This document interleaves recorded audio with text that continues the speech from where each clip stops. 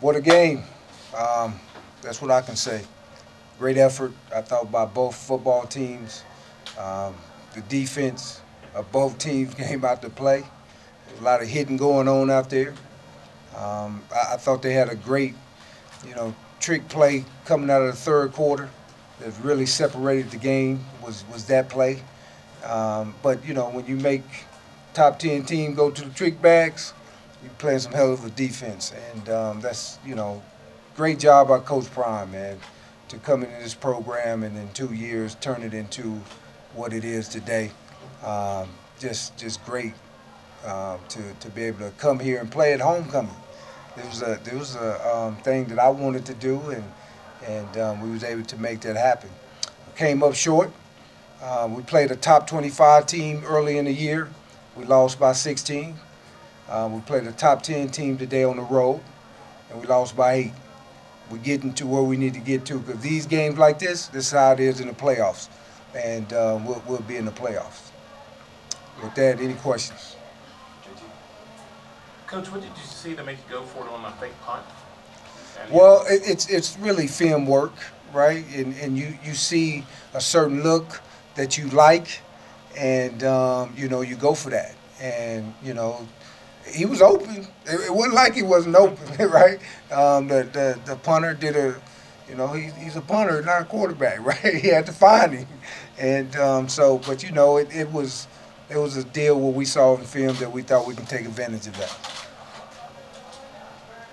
Coach, at the end of the first half, Jackson State had not converted on third down. They had converted on fourth down, but not on third down. What was the difference in between the first half and what you saw in the second half? Well, I mean, if you look at the second half, they just got rolling, man. That third quarter seemed like it was forever, and they had to win because we wanted to win in the fourth quarter, and they really took advantage of that in the third quarter. So I think most of what they was getting done was in that third quarter. But again, you look at the 7 points, it was a rollout, bootleg, throwback, and that's what it was. So other than that, I thought they was constantly moving the ball, but they wasn't putting points on the board, and that you give yourself a chance. They did a hell of a job on defense. But I told everybody they was like the '85 Bears. They thought I was just playing. They thought I was doing some chess moves and just talking them up. Man, look, I know football. When I watch football, I'm gonna tell you the truth, and I'm gonna tell you what they are. And that's this football team on defense. Because we got a heck of an offense, man, and they was in our backfield all night, all day long. Coach, specifically in the second half, what did Jackson State's defensive line do to kind of slow down your rushing attack? I think you finished with less than 40 rushing yards there in the second half. Well, they was blitzing. They blitzed every rundown, and if you do that, then you got to hold up outside, and then so your receivers got to make plays to soften people up. And we wasn't able to get separation all the time in a consistent manner. So to stop the run, you gotta send 8 to the box, and that's what they were doing. When you first start a game, you got to feel each other out, man. So you're not going to be all aggressive at that point. They get into halftime, they kind of see how the game is going, and then they say, okay, let's kind of pressure them on first and second down on their rundowns to try to stop this run from getting started and get them behind the sticks so we can get them in third and long situations. And that's really what you saw in the second half.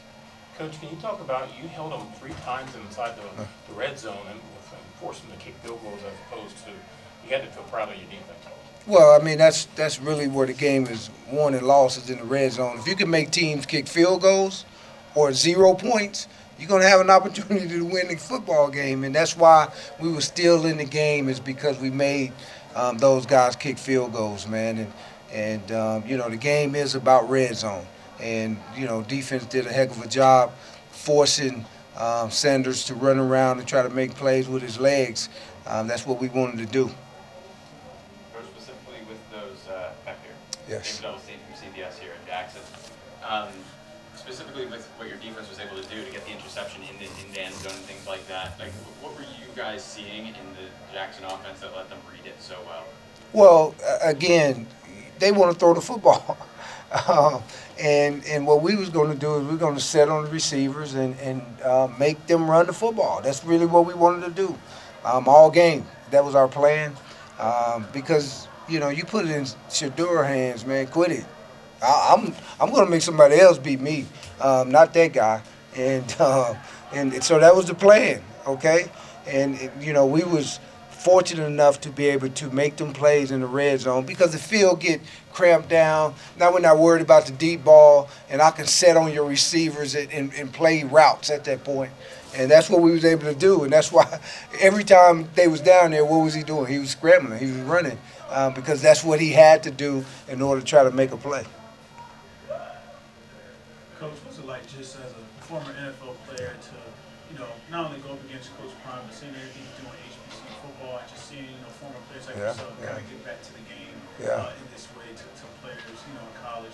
What's that like just having that? Well, I mean, that's our purpose.